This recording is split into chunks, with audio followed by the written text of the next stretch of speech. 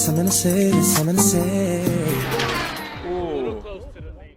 Hey guys, how's it going? This is RHouse21 and welcome to RC Physics. So in case you don't know or you're new to the channel, RC Physics is all about the science and technology behind our favorite RC hobbies. So today is kind of cool.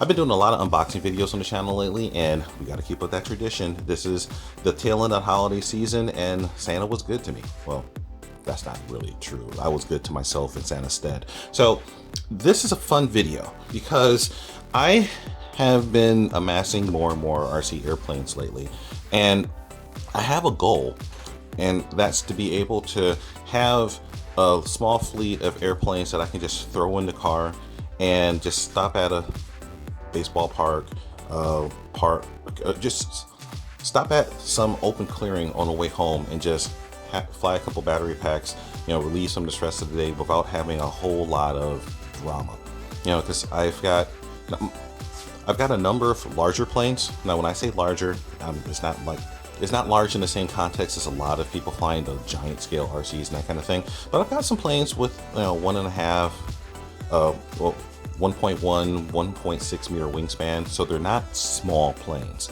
So these are aircraft that you need something that's looking more like an AMA flying field or a massive clearing in order to be able to really fly and have a good time with. So that's not some place I can stop off every day, but I have tons of local parks that are, just right along the way to work that I can just stop off, hang out for about 15-20 minutes and then head home. So to that end, I ended up picking up an A10, a UMX A10 a little bit ago. And this is a fun plane to fly, but what I found with this plane is that it's a little bit fragile. I've done a lot of reinforcements to it to try to make it a lot stronger, but I still don't completely trust it in the standpoint of just being able to get it up and really just throw it around, and if I happen to have something bad happen to it, it'd be able to survive. But apparently E-flite was listening to folks and they put out this thing, which in addition to having some really cool, really unique flying characteristics, is apparently built like a tank. So let's just go ahead and just jump in. So this right here is the relatively new E-flite Ultrix 600mm. So this is a larger version of the Ultrix. They already had the red and white Ultrix, I think it's 350. I'll have to look up the exact wingspan, but it's literally about half the size of this airplane. And it looks super fun, just by watching the videos and everything that people have done with that plane.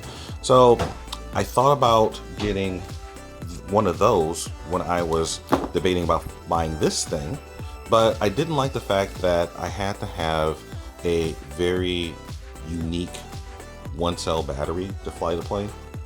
I'm a big thing for commonality. I like having battery packs that I can get a bunch of and then fly those or use those packs in a variety of different models. So I don't like having something that needs its own unique battery pack. So to answer those questions, E-flite came out with this thing. So in addition to being bigger, but still having a lot of the same unique flying characteristics of the smaller Ultrix, including all of the amazing stunt capabilities, it also takes a more standard battery pack. It takes the exact same pack that I can fly this guy with. So in my case, I'm using an 800 milliamp hour Venom 3-cell pack. So enough about why I'm buying. Let's take a quick look at the box itself. So this is kind of cool because the plane pretty much comes fully assembled, but just kind of giving a rundown of what's on the box. You can see that this is equipped with the AS3X system. For those who don't know, AS3X stands for Artificial Stabilization 3-axis. So essentially it's a flight controller that's put into the aircraft to smooth out a lot of the typical jittery behavior that you see in a small aircraft. So you end up with small planes that fly more like big planes. Typically a larger plane is a lot more stable because it has more mass, so it can survive or it can weather like sudden winds and turbulence and that sort of thing without being blown around.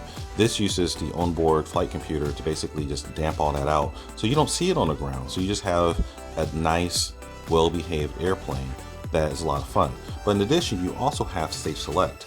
So this is the easy button. So this is basically a more aggressively stabilized mode that it basically limits some of the flight characteristics of the aircraft, so you can't pitch it too hard, you can't bank it too hard. It basically it acts like a trainer mode, or some more aggressively self-stabilized mode. So if you get in trouble, you can flip it into safe and the plane will recover itself. Or if you're just flying around and you need to take a break for a couple seconds, you can switch on safe and not have to worry about the plane as doing something unexpected while you wipe your sunglasses or something like that. So just something to keep in mind. All right, so you can see right here, safe has pitch and bank limits, and it has automatic self-leveling, so you take your hands off the stick and it levels the wings. So it's a very useful system, even if you are an experienced pilot, to just give you a break. Okay, anything else interesting on the box? Okay, airplane for intermediate pilots. This is not a beginner's plane, so just so that you know. And this is the bind and fly version, so you need to have a Spectrum radio or a Spectrum compatible radio. And that's an important thing for me because I'm not flying this with a Spectrum radio. I'm using my Radio Master TX16S, and I love that radio. To hear more about that radio, check out my TX16S unboxing and initial impressions. And you can also see what I've done with that radio with my A10, setting up for full telemetry. And that's another nice thing about this aircraft. It is equipped with the full telemetry suite. So basically all the information that I was able to get on my A10, I can get on this one too. So with that all out of the way, let's go ahead and get inside the box. So I'm gonna admit, I cheated. I already opened this thing up, and really the main reason I did that because I wanted to inspect it, because even though this plane looks like it's in pretty good condition, this is not a new plane. For those who've been around the hobby for a while, you know that Horizon Hobby actually has a scratch and dent store on eBay. So they sell off items that have had a bad day, and I'm assuming that they're selling off return items, and they sell them as is, so with no warranty. But you can get some really good deals, and that's actually how I got my E-flite Viper 70mm EDF, and that's a great plane, which I still need to post videos of me flying. But anyway, this plane was put on starting at a 99-cent auction, which a lot of their auctions are, and it is in great condition except for this. So apparently the Achilles heel on these planes is the motor mounts are kind of weak, and as you can see, let me get close in here, this motor mount snapped right at the joint. And as of filming, these motor mounts are not available yet. They're listed online, but they were not actually shipping at the time of filming. They were listed for sometime in January 2022, I think. I have to double check that. So they may be available by the time this video posts, but I don't need to worry about that because I have 3D printers. And fortunately, enough people with CAD design skills have had these motor mounts break that there are free designs available on Thingiverse to basically upgrade and replace these motor mounts. So I have already found that, and I've already printed one, and I will be filming a video here shortly of me opening up this pod and replacing this motor mount. So, but let's go ahead and finish opening and see what's inside the box. So you got the manual, and one thing I really do like about Horizon Hobby products is the fact that they come with really good manuals. So unlike some other brands out there where the manuals either don't exist or they are of questionable quality to the English speaking audience, E-flite does a really good job of having very good documentation, and they have it available in multiple languages. So kudos to Horizon Hobby for keeping that tradition going. And here you see it's got all the basic information. So you got the weight of the plane. This is kind of cool, fully loaded. Well, this is without the airframe. I mean, this is without the battery, but it's 249 grams. So technically, you do still need to register this with the FAA. So as you can see, the plane itself weighs 249 grams. That's the weight without the battery. So if you throw a battery on board, you're over the 250 gram limit. Let me get this closer here. So you will be over the 250 gram limit. So you do still have to register this plane with the FAA. It's not that big a deal. A lot of people online make a huge deal about the FAA registration and impinging rights and all that stuff. It's not that big a deal. Just, it costs you $5 and you register all your planes if you're flying for recreational use. It just get a label maker or a Sharpie, write your number on the plane, call it a day. It's not that big a deal. This is not my first Horizon hobby product, so I'm pretty familiar with everything that's inside the manuals, but this gives you your basic radio settings. So it gives you recommended settings for your expos. It tells you how to trim your flight controls, tells you where your CG location needs to be. So centering, this is a really good reference. So here it talks about the performance of the low voltage cutoff. So read the manual. I know a lot of guys don't really do that, but take a couple minutes, read the manual. It will, especially with these planes with Safe Select and the active telemetry and all the other integrated features, it's good for you to just understand what the plane is going to do, so that if you end up seeing the plane doing something that you didn't expect, you understand what's going on.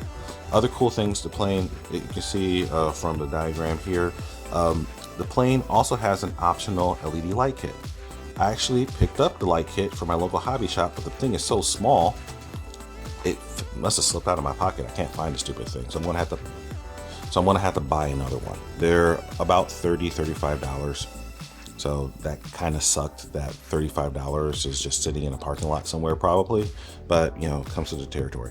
Okay, so let's get it out of the box and let's see, look. So again, one of the cool things about these new planes is they are pretty much fully assembled. All I need to do to get this thing ready to fly is drop this in here and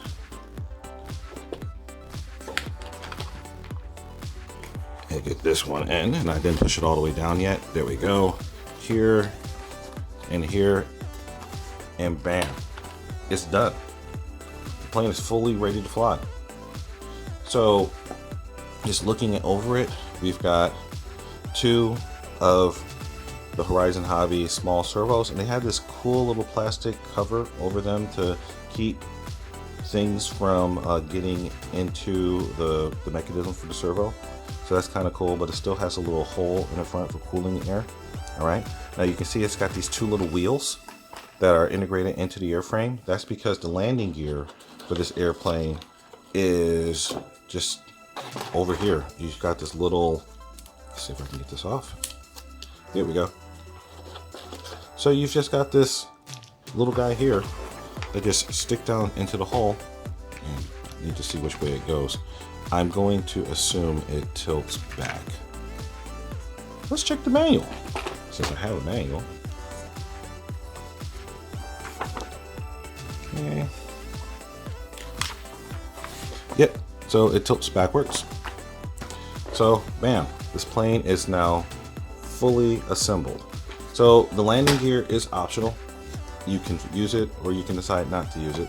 I'm probably not going to use it because I'll probably be flying from grass fields and belly landing it, but I have the option and it's not that big a deal. So I can just throw this in my radio bag and just call it a day. So other cool things about this frame, here you've got the battery compartment. Oh, this guy sticks pretty well. So it uses rare earth magnets to hold it in place. So, and because it's going along the streamline, the chances of this flipping up and falling out in flight are practically zero. So that's good. And I talked about this in my A10 video. It is equipped with the EC2 connector from the factory. I've got mixed feelings about this connector. It works. But because I already have my own existing batteries, this is going to get swapped out to an XT60. This plane does not need an XT60 connector. It's not going to pull nearly enough power to require an XT60 connector, but I use basically 3 connectors in my fleet. I have Castle 8mm, Castle 6.5mm, and XT60s. So for most of the aircraft, except for the Viper, are using XT60s. And that just keeps everything uniform for me. So at the time of filming my A10 unboxing video, adapters for these were pretty hard to get. I imagine that I could probably just go down to my local hobby shop and get an adapter now to fly either XT60s, or they probably their adapter is probably an EC5 adapter, which is compatible with XT60s. But I'm just going to just desolder this connector and just put an XT60 here. One slightly annoying thing is the fact that they don't give you a lot of extra play, so you have to be very careful when you disassemble and solder this connector to make sure that you don't consume some of the length here. I mean, I guess you could always just expand it, but you know, it should be all right. So the battery just goes inside of here. So I see it doesn't have any Velcro. So since the CG location is up in this area in here, so I should consult the manual and probably mark it, because I don't see a CG marking on the airframe itself. So let's see. All right, so the manual says the CG point should be right here towards the back of the nacelle. So right about there. So right about at the H in Horizon Hobby. Yeah, just about right there. So that's for extreme flying. For sport flying or anything else, you want to have it more up here. So lining along with the arrow marks. Okay, so if you look at it from the top, which is where they give the references, you know, they're saying that you want your CG in between these 2 locations. So probably closer up in here. So what that probably means is you take your battery and you stuff your battery into this little compartment right here. So it looks like it will probably friction fit inside of here, so it shouldn't move around. So I'm just gonna have to play around with that and see how snug the fit is. Actually, give me a moment. Let me go grab a battery and see. All right, so I grabbed one of my Venom Fly 800 milliamp hour batteries here. Let's see how this guy fits inside. Oh, that's special. So this says you should fly it with an 800 to 850 milliamp hour battery, which is pretty much what this is. This battery is pretty much the exact same size as the one that Horizon Hobbies recommends. But if you look, it just rattles around in here. So yeah, that's special. So, yeah, that's a thing. Okay, so what I'm going to have to do is come up with some way to retain this battery in position. I know some guys use foam blocks. So basically they just wedge a foam block next to the battery to hold it into position, because there's no flat surface for me to put Velcro on in here. So I'm kind of confused as to how they intend for people to balance this thing. But okay, so I have it in here shoved all the way forward. Let's see where the CG is. Okay, I'm just gonna balance underneath. So with the battery all the way forward, I have a CG of right about in the middle of this. Okay, so yeah, so right about here, and I'm balancing it from the bottom and just using my finger up top to kind of locate it. So I'm going to flip it over and just see. So yeah, it's balancing right in front of the H, which is where they called extreme flying. Okay, that's special.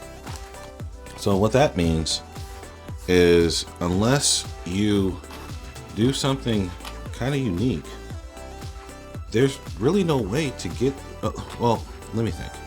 Let's see. Let's take this out and see where the airframe balances normally. Oh, the normal balance point is even further back. Okay, is way back here. All right. Okay, so what this is saying is that by default, so even with this shoved all the way up in here, I don't think you're going to get a CG that's anywhere close to where they were saying for sport flying. So you're going to get some pretty quote unquote extreme flight characteristics out of this plane from the factory. And that's not that bad if you're prepared for it. Just this is why they give you Safe Select in AS3X, I think. Okay, so just be prepared for that. But this is interesting. This looks like it was made for a bigger battery, even though this is what they recommend. Give me a second, I'm gonna go grab something. Okay, so this is a 3S 1800 milliamp hour pack. And let's see what this does. Whoa. That fits perfectly. That fits perfectly. And where does it balance? Okay, it's balancing. Well, I can fit it. I can squeeze it up in here a little further. Okay. So that guy is balancing right about, you can't really see it on the camera, but it's balancing right in here. Okay, this kind of says that this battery might be the one to fly with, even though this is like twice the capacity. They're similar in weights. Okay, this is gonna be really curious now. Let me go grab my scale. Okay, so I grabbed my scale. So this battery, which is what I usually fly my A10 with, weighs in at 67 grams. I was going back and forth, 66 or 67 grams. Okay, this guy, which is twice the capacity, okay, so it's 50 grams heavier. All right, so it's interesting. So this is nearly twice the weight, but it's over twice the capacity, and it's a perfect fit for the airframe. I'm gonna have to experiment with this. So I guess this is getting a new connector. Okay, so yeah, I mean, the only way to make this thing work is by shoving a bunch of foam or something inside the airframe, which foam doesn't weigh very much. So yeah, I can make that work. Or I could just fly with this one, which is a perfect fit. So I'm gonna need to see how the extra weight affects the airplane. This is going to be interesting. So I have a science project ahead of me. So next up for this bird, you're going to see me repair this motor mount. So I'm going to at least change this one to the new 3D printed mount. And depending upon how I like it, I might just say the heck with it and change the other one to a 3D printed mount too, so they match. I'll make that decision after I get inside of here. From looking at it, it doesn't look like the repair is going to be that big a deal. Looking here, you can see that it looks like this pod is held on with tape. So I have a piece of tape on this edge here and a piece of tape on this edge here. So I can just either cut or remove the tape, and this should separate. I should be able to get right in here, and as you can kind of see down in here, if the camera focuses, I can see the broken part of the motor mount right there. So unfortunately, I can't get screws, or I can't get a screwdriver in to just loosen up those without having to open it up though. That would have been nice if they would have had that kind of forethought. I mean, I guess I could just put another hole or expand this hole so I can get to the holes without, I said hole a lot of times there, but I guess I could expand this so I can get to there, but I don't want to open it up that much. So I'll just probably open this. And once I get my replacement LED light kit, all I need to do is pop this open and figure out which of these is the plug I need to plug into. It's probably in the manual somewhere. And then I need to take off these pieces of tape, run the LEDs down here, and then it's installed. So they actually make this plane pretty simple to deal with and pretty serviceable. So, oh, that's interesting. In order to install the light kit, you need to remove these pods anyway. There's got to be a way around that. Maybe you can like just fish them through, or fish the wires through. All right, so stay tuned. Next video is going to be repair and hopefully LED upgrade if I can get another replacement LED kit in a decent time frame. All right, stay tuned. So overall, I'm pretty impressed with this airplane. It has a reputation for being really tough, and just looking at it, there's really not a whole lot that can go wrong with this thing in a crash. The foam is really robust, it's really strong. It's not like the A10 where there's a lot that's hanging out that could just snap off. My guess is that this motor mount, it probably hit something, although I don't see any signs of damage on the actual propeller. So, but yeah, something probably happened, hit the thing sideways and it just snapped. So again, easy fix with the 3D prints. The airframe itself, I gotta admit, it's actually feeling pretty tough, and that's a welcome addition, because this is some of my previous E-flite. Like I have my conversion 650, which was not a delicate plane, but I laminated the entire fuselage to make it even tougher, because I had a feeling that plane was going to have a hard life, which it has, but it's still flying today. So this one right here, I think will probably be a nice augment to my flying capability. It can do a lot of things that I wanted the Convergence and the A10 to do.